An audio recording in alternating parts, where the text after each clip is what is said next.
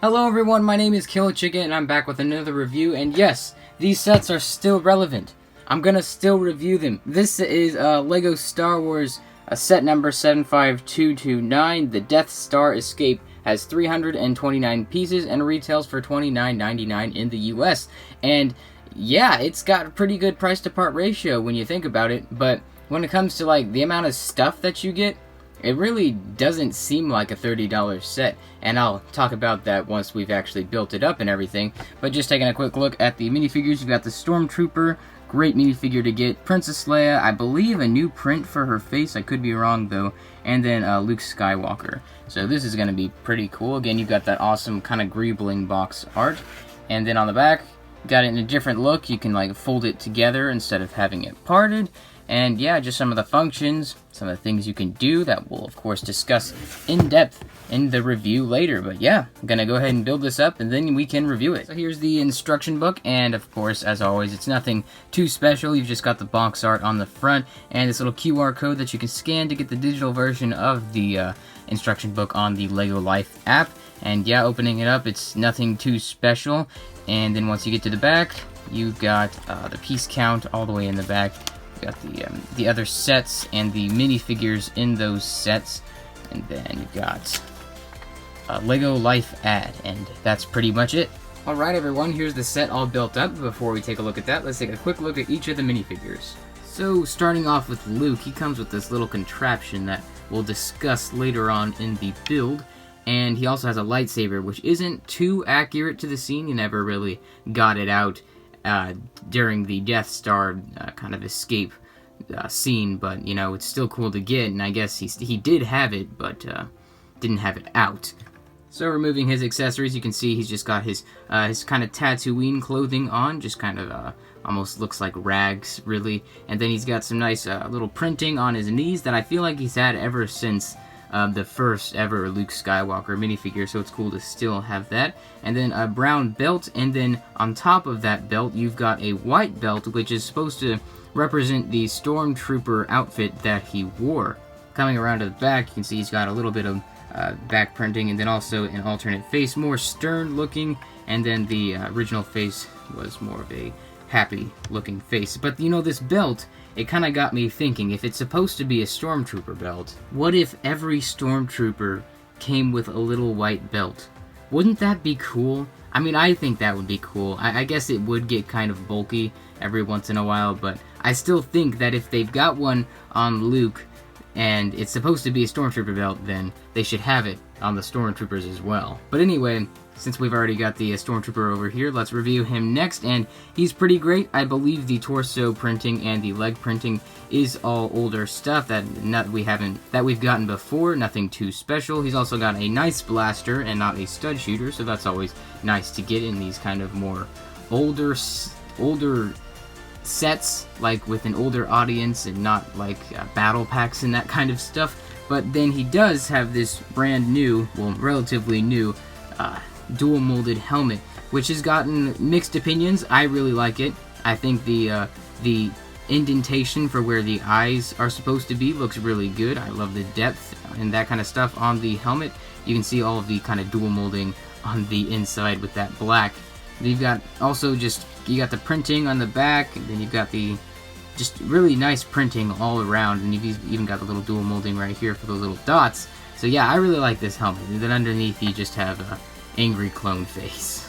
Last but not least, we have a Leia minifigure, and this one does include a new face print for this minifigure. I believe it was also carried over to the new Tantive 4 set that was just released, and I think it looks really good. I think it's I really hope that they don't use it for later minifigures. I hope that they keep it for Leia herself, and yeah, because it seems like all the other face prints that have been made for her have been used in other places, except for maybe the earliest versions.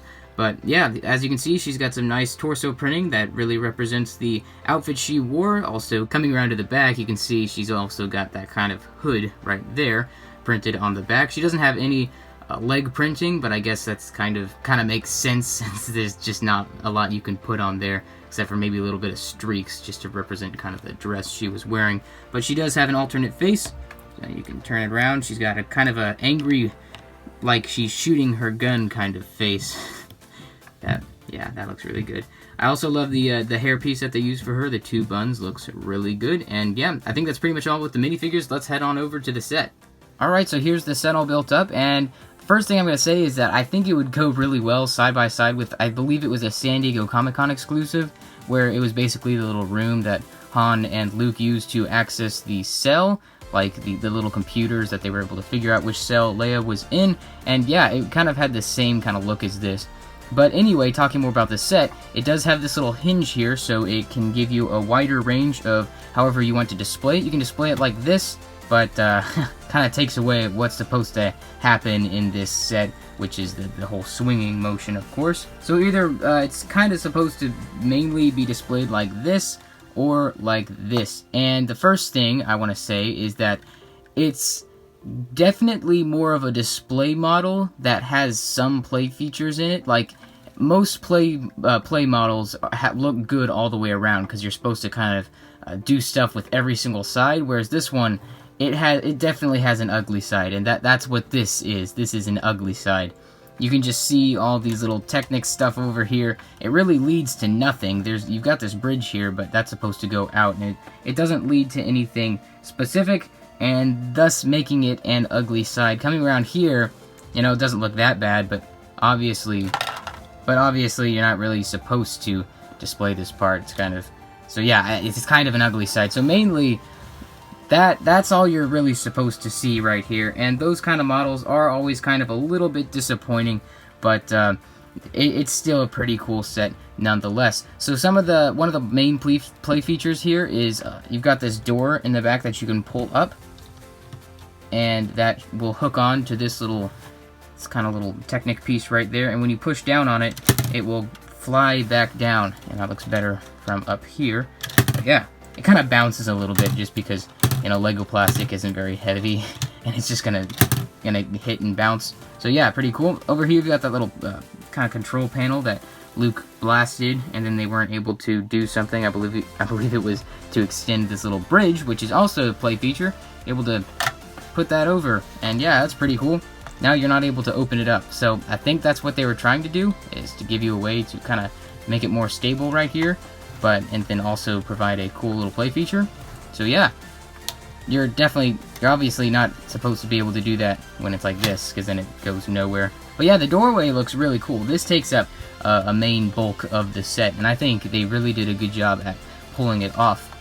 Over here, you've got kind of this random little chunk of the build that it's supposed to hold, like binoculars or a weapon or whatever. You can put the stormtrooper's weapon over there. You've also got this little mouse hole over here, and you're supposed to like put the little mouse droid in here, and you can shoot him out, which is pretty cool. Mouse droid is built, I believe, the same as the Death Star one was, except it's got hold studs to make them look more like wheels. I believe the first Death Star didn't have the holes in the wheels. Coming up to the top here, you've got a little control panel for the Stormtrooper. You can put him there to be able to, you know, do whatever right there. Actually looks a little bit awkward.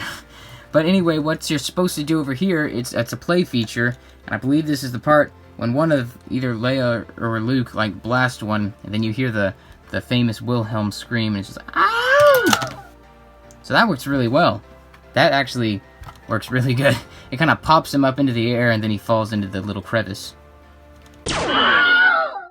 Yay, that's really good. And the way that works is over here you've got a little axle piece right there. Normally, whenever there's a play feature and you have to twist something, I don't like it when it's like red, because then it's just kind of really obvious and it sticks out. But I guess since the kind of color scheme of this set is gray, black, and red, it doesn't look that bad. So yeah, basically you got like a little Technic piece in there, and you twist it, it kind of pops up. So that's what gave the Stormtrooper his little popping motion. So you twist it. Yay! So yeah, kind of a minor little play feature there. You've also got a ladder here, which kind of looks a little weird, but you know. So yeah, that was kind of just a minor little play feature that, you know, it was good. And now we're gonna talk about one of the more major play features, and it's this swinging thing. I'm gonna get really technical here. In order for you to successfully swing from one place to the other, the connection point of your rope has to be on the opposite side that you're on, so you're able to really get that swinging motion. But when it's on the same side of you, unless you get a running jump, you're not going to get very far. You're kind of going to stay where you are, and that's what they did here. You've got these little things up here that, you know, they look pretty good. They built them pretty well. It looks a lot like in the movie. Don't really know what they are, but yeah, essentially what you're supposed to do is you're supposed to throw it. It's supposed to hook up here, and he's supposed to swing. But yeah, he can't get really far because technically he's still on the same side that he is. So I guess that's just for looks mainly, but yeah, it would have been cool if they found a way to connect it over here. That way you could jump from here and then swing to the other side, but you know, they didn't. And I guess it's fine. I guess you're really supposed to just display it like this to make it look like he's mid-swing. Also, one thing that they included on that little contraption here is this little, it's kind of crude, honestly. You've got like that little bar connector piece, and basically what you're supposed to do, you're supposed to connect her, you're supposed to connect Leia like that, so they can swing across together, but that just, it's weird. I don't know. The way they pulled that off just doesn't seem right. I don't know. Maybe it's just me, but yeah, I think that's pretty much it with the set. It's pretty cool. Just a couple of bumps in the road that mainly comes in with the exposed back here. It just doesn't look that good. And yeah, and then this just inefficient swing that it doesn't really work.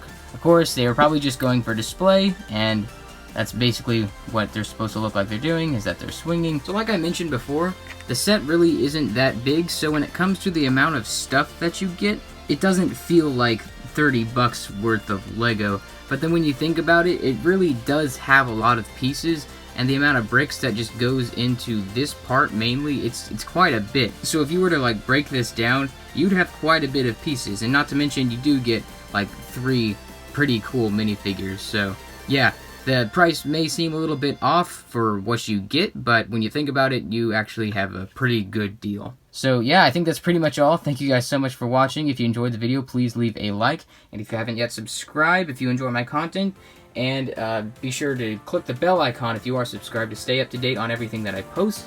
And yeah, I think that's pretty much it. Leave your thoughts in the comments below, and I'll see you guys next time.